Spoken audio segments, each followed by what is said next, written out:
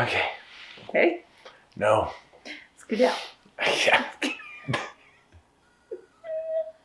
Don't hurt me. I'm not. Just get the wild ones. Just those ones that are just making me look like an old man because they're just going nuts. Okay, that's Ow, that was like a double whammy. like Ow. 2 inches long. Oh, God. Ow, okay. Can you like slow down a little? Ow, okay, that's it. That's enough for that one. Oh. I'm not done. Yeah, you are. Okay, let me see.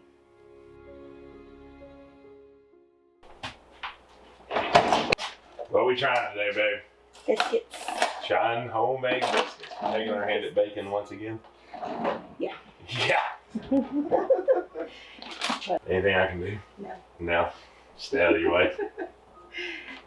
So what do you have in yours? 2 tablespoons of flour. No, 2 cups of flour. Starting well. Take 2. What do you have in your biscuits? 2 cups of flour, 1 tablespoon of sugar, and now I'm about to cut in 4 tablespoons of butter. Cut in? I'm no good at it. That sounds fancy. It's awful. We cut? Cutting it in. Cat. Don't start. I feel like this is just a waste of time. What do you mean a waste of time? It never works. I need a biscuit cutter. What's that mean? I don't know. I don't even think that applies to this stuff. What? Yeah, that would be like it. When you're like cutting the biscuits, right? You need a butter cutter. Butter cutter. Wide up, round up. How's that butter cutting going? Raising my hand. Using the hands. What, I mean, I don't know. I just don't understand. I don't understand a lot of things though in my life. I think people make things complicated just to make them complicated. I'm sure someone will come and tell you how to. Yep. Yeah, I spent a lot of my life feeling like I was less intelligent than a lot of people.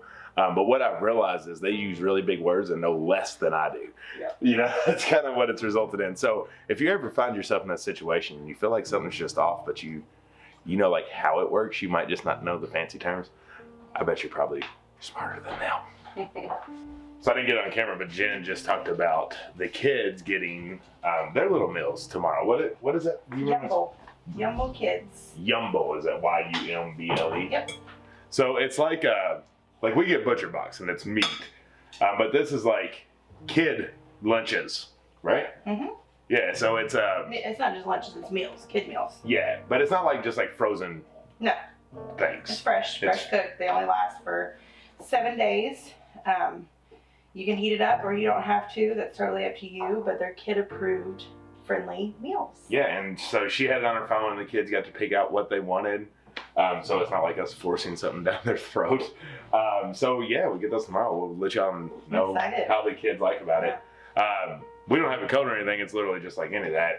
But if you want to try it, we have a link below. It's like refer a friend thing. Yeah, so just like Butcher Box. Yeah, we have zero affiliation with them. It's really just you get a week free of meals. You get a week free of meals, and we get a week free of meals. Yeah, so if you use the link below, so if it is something that you want to But try, it is super cheap. Like yeah. Even without getting a week free, you're going to be amazed at how cheap the prices are. What was it, like $4 a meal or something like that? Give or take it. Yeah. But if you think about going to the grocery and different stuff like that and some of the things your kids eat, $4 a meal is pretty good. Yeah. Yeah, well, we'll see how it goes.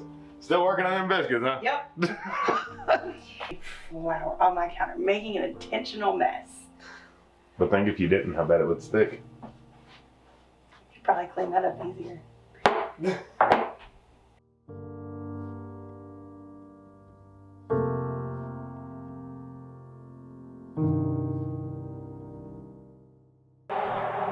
Happy birthday, little plant babies.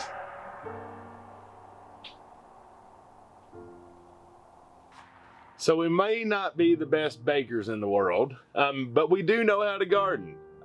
So if you watched the last video where we were grow lightning here in our greenhouse, I tried to convince everyone to put something in the dirt and grow it. And a lot of you all responded that you are, and I can't tell you how happy that makes me. So now you've planted the seeds. What do you do now? So that's what I want to go over today. I want to talk about kind of planting seeds, and then I want to talk about once they sprout, what do you do? Before we jump into that, for the record, I have to have the door open today because we finally got sun in Kentucky and this greenhouse is 90 degrees. So greenhouses will light on fire real fast as soon as the sun comes out. That's what makes them beautiful. So if you have decided to build a greenhouse, make sure that even though it's cold outside, if the sun is shining, you probably need to vent your greenhouse a little, at least a little, because it will get really hot really fast in there. So keep that in mind. Let's start with the ones that haven't planted seeds yet. A lot of people have asked, I'm in this zone or I'm in that zone, what can I plant right now? Well, I'm here to tell you. So I'm in 6B, but completely wipe that out of your brain. 6B is a general term. Your gardening zone is a general term on what you can grow, but it is not exact things. So that does not help you much. Go to the Farmer's Almanac, Old Farmer's Almanac, one of the two. They have a website. I can't remember which one it is. Put in your zip code, see when your last frost date is. Ours is usually the last week of April to first week of May. That's every year, it's about the same. They have it precisely, it's just, I know that's what it is. So we are about, I think with my really rough guessing, about 17 weeks from our last frost date. It's really far away, but it is cool crop season to start right now. But let's talk about cool crops. There's a bunch of different ways to plant them, and there is a misconception that cool crops mean I grow them in the winter and I harvest them in spring. It's not accurate. So you can do it a couple ways. You can do fall planting over winter and then have them sooner in the spring in the coming year. However, cool crops just mean that they are a little bit frost hardy. They can handle the cooler nights. They might not be able to handle a freeze in some situations, but they can handle a frost. So that's why you can get them in the ground earlier. But what you need to understand, because we made the mistake when we were first starting out gardening, cool crops doesn't mean that you're gonna harvest them super early. What it means is you can get them started sooner, you can get them in the ground sooner, but you still may have a harvest in July. Perfect example, onions. You're gonna get the onions in the ground, but you may not get your onion bulbs to pull out of the ground till late June, early July, depending on where you are. For us, that's usually our experience. So the reason I'm telling you this is if you have a smaller garden and you're starting cool crops, that bed may not be available when you're ready to put in your warm weather crops, tomatoes, peppers, okra, different stuff like that. So first off, spacing. Think about your garden. Think about if you can handle having a cool crop go further into the summer and be able to use that space. There's all kinds of things that you can plant as soon as the cool crops are up, so you don't waste that bed. You can start putting in some quick turnaround bush beans, some zucchini, squash, things that have quick turnarounds to be able for you to harvest. So you can still use it, but if you're planning on that bed being a tomato bed, might not be the best idea. So your alternatives, grow bags, winter areas, make a new garden bed that might be able to be a good fit for this cool crop area, because it's good to have that designated section, which is what we're going to be doing at this place. At our last place, we had to rotate our cool crops and summer crops in the same beds, but you just have to plan it out a little bit more specific. Now that you know where you're going to plant them, what can you plant? Right now, I would plant, sorry, I'll lay down, I got all my packets of seeds down here. I would be planting all your lettuces. We really like the butter crunch, I think it's what it's called. No, butterhead, but there is a butter crunch. Spinach, let's see, sorrel, cabbages, kales, onions, which we have an entire 162 flat of onions that we're going to be planting. And yes, you can start those from seed. We do every year. We don't get slips for those. So you can grow onions. It doesn't take years for them to grow. You can start them right now and have your onion bulbs in the summer. So that's the things that you could be growing right now and starting to plant. Now, actually planting your seeds. Most seed packets on the back have the planting depth. So like this one's 1/4 of an inch. But I'm gonna go ahead and tell you a rule of thumb to know as a gardener. It's the size of seed is what you're gonna know. If it is just so small, that's gonna be like a dusting on top and you maybe cover up with just a little bit of soil, but it sits right on top of the soil. If they have a little bit of girth to them, let me show you, kind of like this butterhead. So if it's about yay size, if you can see that, that's always gonna be 1/4 of an inch. You're always gonna know that if it's about that mild size, it'll be about 1/4 of an inch. When you get to the 1/2 inch depth, that's when you're getting into more of your, let's see, beets. Like beets are a good size one that would be 1/2 inch. Different beans that you have, much bigger seeds, those are gonna be 1/2 inch, sometimes 3/4 inch. And then even with all of that information, still not that huge of a deal. The thing about using really light area very good seed starting mix is as long as you get the seed in there, it's not going to be too deep. It'll be strong enough to get out of that, as long as the seed starting mix is light and easy to break through. So don't freak out too much about that. How we normally do it is I would take my tray, if I can get it over here, and then I'll just use a little pen or an eraser on a pen, and you just kind of dop a little bitty hole in it. Just get it down to just a very tad to where it makes a tiny hole, and then you drop your seed in there. And that's all you need to do, so don't stress out too much about it. Am I planting at the correct depth? The seed's strong. Have y'all seen seeds and plants grow on rocks? It had to start somewhere. They're gonna break through as long as all the other situations are right. But you do understand the depths there. All right, you've planted your seeds, you know where you're gonna put them, and they're starting to germinate, they're starting to sprout up. What do we do now? So with any plant, you'll hear true leaves. And basically what that means, I like to compare it to baby teeth. So when the leaves first come up, they have their baby leaves. That's not their real official leaves. That's what they just have to sprout up. Once they get bigger and a little bit stronger, they're gonna grow their true leaves, which is actually the ones that'll be there, and the baby leaves will fall off. You can pick those off eventually. However, we never do. We just let them fall off on their own. But don't be misunderstood and think that's a disease leaf. Those baby leaves will fall off, and that's perfectly normal and the right thing for it to do. And I will show you all this, but I'm trying to give you a breakdown course so you can see it. Right now, we don't have any that have true leaves. They just have their baby leaves. Once you get your true leaves and you get about an inch or a couple inches of depth, that's when it's time to up pot. Because especially if you're using the Haas Tool seed trays, they're not gonna last incredibly long in there, in my experience. I've seen people grow beautiful, awesome plants that are in there that are getting really big.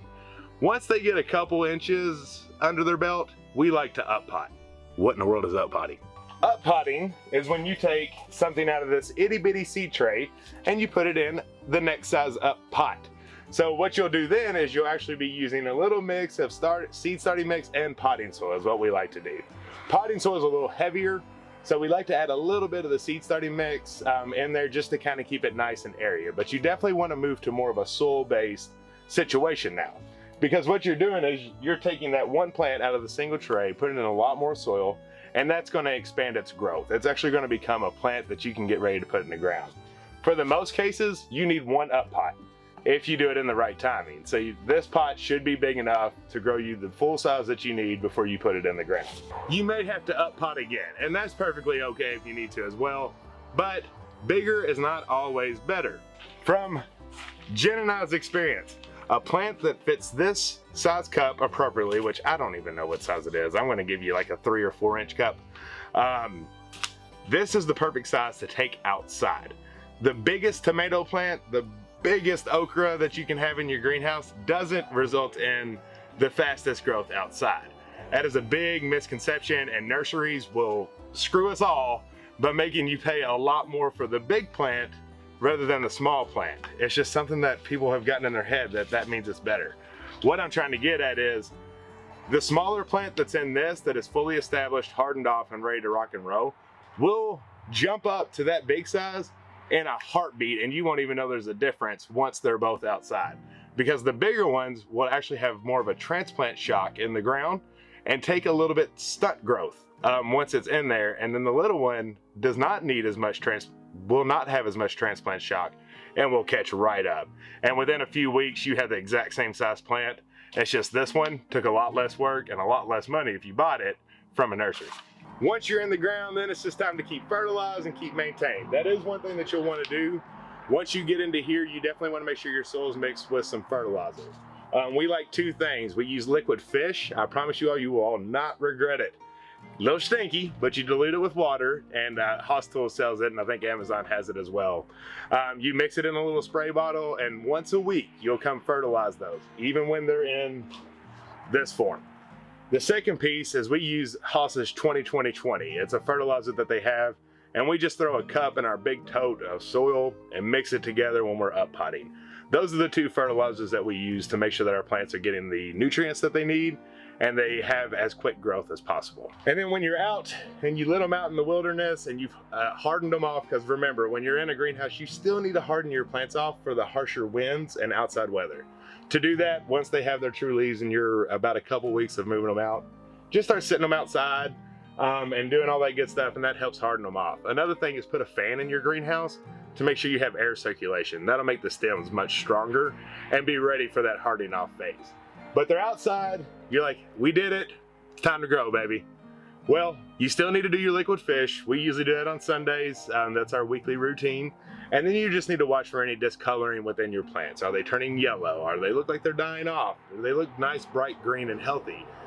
All those are adjustable, and you can fix anything that may come across. A lot of that just comes with some fertilizer, but it's identifying what it's lacking. Is it nitrogen?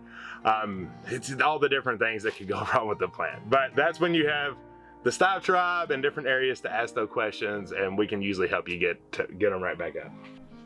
Besides just sitting around waiting, because that's the slow part once they're out there waiting for the fruit to come of your labor, is pests. So for pests, you have DE, which is diatomaceous earth. That's more for your hard-sided bugs, so like squash bugs and your June beetles and the different stuff like that. That's gonna help with those hard-sided. There's BT for your soft-sided, like caterpillars, different stuff like that that's gonna eat your plants. And then we also use neem oil, which we spray within the leaves that kind of help for an overall piece. It's more of a resistance and deter them away rather than like take them down kind of thing, where it's BT and DE are more of take them down once seen. We don't do that on a normal cadence. We wait till we see. The neem oil we'll use more than the BT or DE. But that's the only thing that we may put on every other week, and that's just when you spray the plants. Get them nice and greased up, and that helps deter the bugs away. Once you've done all that, you're ready to wait for the fruit. So I know that sounded like a lot of information. When it boils down to it, you just watch your plants grow and you take care of them like you would if it's a kid of your own. It's a lot of fun to get your hands dirty. It's so rewarding at the end once you're actually able to take the fruit off of the plant. I mean, you will have no idea how good it is. For all you already experienced gardeners, make sure to comment down below for any of our new folks and give them any of your tips and tricks that I didn't mention here, because y'all, there's a bunch. There are garden hacks and tips and tricks everywhere. And we will show you those. So you got the full life cycle of seed starting all the way to harvest, and then we'll get into canning. But we promise we'll take you along every step of the way. So just follow with us right now, get you some of your cool crops started, figure out where you're gonna put them and make that plan in place, and then just hang out with us. We're a little ahead of you because we've already got some sprouts, and so we'll be able to shoot the videos and send them to you and hopefully get you prepared as that next step of the life cycle comes up. But other than that, y'all, I hope you enjoyed today's video. If you haven't subscribed, make sure to down below. There's gonna be much more garden coming up, and we can't wait to show you. Till the next one, bye.